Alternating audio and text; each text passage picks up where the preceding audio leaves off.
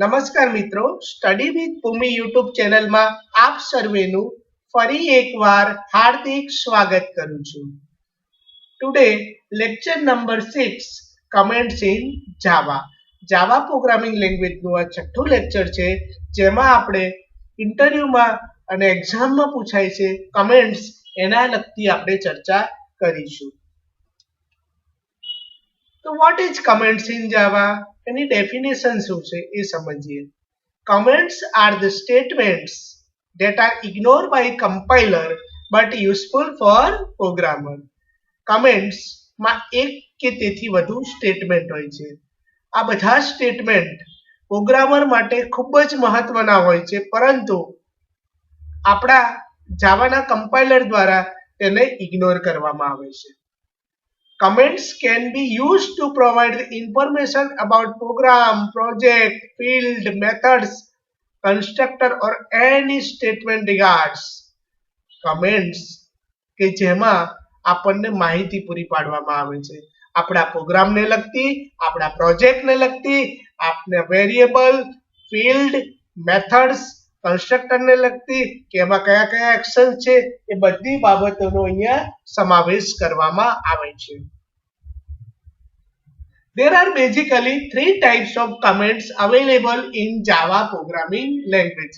C અને C++ માં two types હતી, જ્યારે Java ની અંદર three types of comments available છે. First one is single line comments, second one is multi-line comments and third one is documentation type comments. તો જાવામાં કેટલા પ્રકારની અને કઈ કમેન્ટ છે? તો મિત્રો single line comments, multi-line comments, documentation comments. હવે જોઈએ example single line comments in Java. It is used to comment only one line. એક જ લાઈન કે આપણા માટે ઇન્ફોર્મેશન હોય લખવી હોય પણ કમ્પાઇલર એને ઇગ્નોર કરે એવું કરવું હોય તો આપણે સિંગલ લાઈન કમેન્ટનો ઉપયોગ કરીએ છીએ. ડબલ સ્લેશ પછી જે બી લાઈન લખીએ છીએ એને સિંગલ લાઈન કમેન્ટ કહેવામાં આવે છે. Here example class single line, class name છે single line, curly brace start, then public static void main, string arguments, integer x equal to 5 semicolon. હવે એના પછી અમે લખ્યું છે slash slash x is a int type variable. તો x એ integer data type વાળો variable છે. તો આ જે સ્લેશ સ્લેશ કરીને જે લાઈન લખી છે એને આખી સિંગલ લાઈન કમેન્ટ ગણવામાં આવે છે. આ લાઈન આપણા માટે ઉપયોગી છે પણ આપણું કમ્પાઇલર તેને ઇગ્નોર કરશે. પછી આપણે લખ્યું છે system.out.println x, તો x ની વેલ્યુ અહીંયા 5 પ્રિન્ટ થશે. તો ડબલ સ્લેશ જે છે એની પાછળ જે એક લાઈન લખવામાં આવે છે એ બધી જ લાઈન કમ્પાઇલર દ્વારા ઇગ્નોર થાય છે, આપણા માટે યુઝફુલ છે. તો સ્લેશ સ્લેશ પછી જે બી લખ્યું હોય એ આપણે સિંગલ લાઈન કમેન્ટ્સ કહેવામાં આવે છે. એના પછી multi line comments.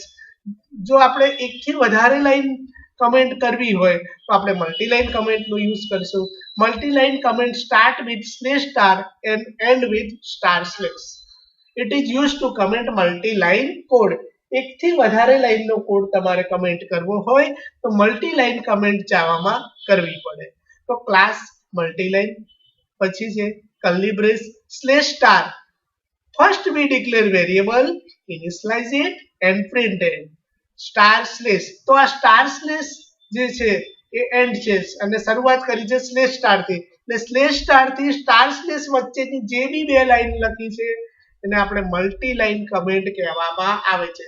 Slash star અને સ્ટાર સ્લેશ વચ્ચે જે લખવામાં આવે છે એને આપણે મલ્ટી લાઈન કમેન્ટ કહેવામાં આવે છે. These types of comments are useful for programmer but ignored by compiler. Then public static void main, string arguments, integer x equal to 5 and system.out.println x, then value is output is 5. Last one is very useful, documentation comments in Java. It is used to create documentation API. Java doc tool is used for create documentation. તમે slash double star અને star slash કરો તો એને documentation comment કહેવામાં આવે છે. એટલે slash double star અને સ્ટાર સ્લેશ ની વચ્ચે જેટલી બી લાઈન લખી હોય એ આપણી ડોક્યુમેન્ટેશન કમેન્ટ કહેવામાં આવે છે. It is use to create documentation API. અને તમારે ટૂલનો યુઝ કરવો હોય તો પહેલા આપણે જે પ્રોગ્રામ કમ્પાઇલ કરીએ છીએ જાવા સી પ્રોગ્રામ નેમ ડોટ જાવા, એના પછી તમારે શું કરવું પડે, ક્રિએટ ડોક્યુમેન્ટ ઇન જાવા. કેવી રીતે કરશું, જાવા ડોક પ્રોગ્રામ નેમ ડોટ જાવા. તો હવે આપણે એક એક્ઝામ્પલ જોઈએ. ફોર એક્ઝામ્પલ આપણે એક પ્રોગ્રામ લખીએ છીએ class test then public static void main string માં s capital arguments બ્રેકેટ ચાલુ બ્રેકેટ ખતમ.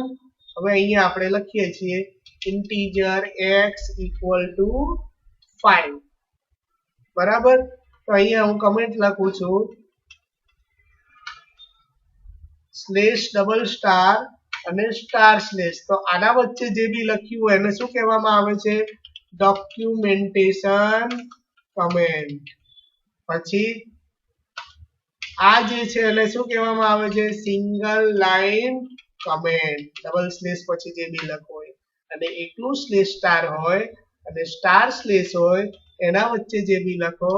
So this is an example of multi-line comment in Java. બધું જાવામાં જ છે. બરાબર. તો અહીંયા આપણે જસ્ટ પ્રિન્ટ કરવું હોય તો કોઈ પ્રિન્ટ કરીએ system dot out dot println x equal to plus x over bracket semicolon. Then we can just save our program. Control C, Control S. Then આપણે ક્યાં આગળ સેવ કરવો છે, ફોર એક્ઝામ્પલ ડી ડ્રાઈવ ની અંદર આપણે એક ફોલ્ડર બનાવી દઈએ, એની અંદર આપણે કરીએ તો વધારે ખ્યાલ આવે. જાવા ડોક નામનું એક ફોલ્ડર બનાવ્યું. હવે એની અંદર આપણે ફાઇલ સેવ કરીશું ડોટ જાવા એક્સટેન્શન થી test.java. હવે આને કમ્પાઇલ કરવા માટે સ્ટાર્ટમાં જઈ અને cmd લખીશું. એના પછી ડી ડ્રાઈવ હતું એની અંદર જાવા ડોક નામની શું હતી, ડિરેક્ટરી એટલે કે ફોલ્ડર હતું. હવે જાવા સી પ્રોગ્રામનું નામ test.java. તો પ્રોગ્રામ શું થશે, અહીંયા આગળ પ્રોગ્રામ કમ્પાઇલ થશે, કોઈ પણ એરર નથી. હવે તમે અહીંયા જોશો તો અહીંયા આગળ આપણે ડી ડ્રાઈવ ખોલીશું તો એની અંદર તમને ક્લાસ ફાઇલ જોવા મળશે જાવા ડોક ફોલ્ડરમાં. ટેસ્ટ નામની આપણે ફાઇલ બનાવેલી છે. તો હવે આપણે જોઈએ જાવા ડોક કઈ જગ્યાએ છે, જે આ જાવા ડોક એમાં ટેસ્ટ નામની ક્લાસ ફાઇલ બની ગઈ. હવે આપણે જોવાનું છે કે યુઝ આપણે કરીશું જાવા ડોક ટૂલનો. તો જાવા ડોક test.java. ખાસ યાદ રાખજો અહીંયા આગળ શું છે, બેચ ફાઇલ છે બેકગ્રાઉન્ડમાં. હવે જ્યારે હું આ એન્ટર કરું છું ત્યારે ડોક્યુમેન્ટેશન ક્રિએટ થશે. હવે અહીંયા આગળ શું એરર આવશે, નો પબ્લિક ઓર પ્રોટેક્ટેડ ક્લાસીસ ફાઉન્ડ. તો સૌથી પહેલા એક્સેસ કરવા દેવા માટે તમારે શું કરવું પડશે, અહીંયા પબ્લિક લખવું પડશે. અહીંયા ક્લાસ આપણે શું કર્યું, પબ્લિક. એના પછી અહીંયા આગળ સેવ કર્યું. હવે આપણે જોઈએ ફરીથી કમ્પાઇલ કરીએ. કમ્પાઇલ ફરી કરવાનું કારણ કે એને કોઈ પબ્લિક મેથડ મળેલી નથી. હવે આની અંદર જો જનરેટ આટલી બધી ફાઇલ જનરેટ થશે. તો આ જે ઓટોમેટિક ફાઇલ બધી જનરેટ થઈ એને આપણું જાવાનું ડોક્યુમેન્ટેશન કહેવામાં આવે છે. જો તમારે જોવું હોય તો ઇન્ડેક્સ વાળું છે એ તમે ઓપન કરીને પણ તમે જોઈ શકો છો. ઓપન વિથ કરી અને તમારા બ્રાઉઝરમાં જોશો તો તમને એની ડિટેલ જોવા મળશે. તો આ રીતે તમે કોઈ પણ પ્રોગ્રામ્સ હોય તો એનું તમે ડોક્યુમેન્ટેશન ક્રિએટ કરી શકો છો. જો કે આપણે શું બનાવ્યું, java.len.object છે, એમાં કયું હતું, test. Automatic by default constructor કઈ લે છે, ટેસ્ટ નામનું કન્સ્ટ્રક્શન લે છે. અને જે બે બાય ડિફોલ્ટ જે બી તમે યુઝ કરી હોય બધી મેથડ અહીંયા આવી જાય. આપણે કોઈ આપણી યુઝર ડિફાઇન મેથડનો યુઝ કર્યો નથી, ખાલી મેઇન મેથડનો યુઝ કર્યો છે એટલે એ બતાવે છે. તો આ ઓટોમેટિક જે ડોક્યુમેન્ટેશન ક્રિએટ થાય છે એને આપણે કયા ટૂલથી કરીએ છીએ, જાવા ડોક ભૂલથી ખાસ ધ્યાન રાખજો. So there are basically three types of comments in Java: single line comments, multi-line comments અને document comments. તો આ ત્રણ ખાસ ધ્યાન રાખજો. જ્યારે ઇન્ટરવ્યુમાં કે એક્ઝામમાં પ્રશ્ન પૂછાતો હોય તો દરેક લોકો ખાલી બે જ કમેન્ટનો યુઝ કરે છે, સિંગલ લાઈન અને મલ્ટી લાઈન. આ ડોક્યુમેન્ટેશન કમેન્ટ ભૂલી જાય છે.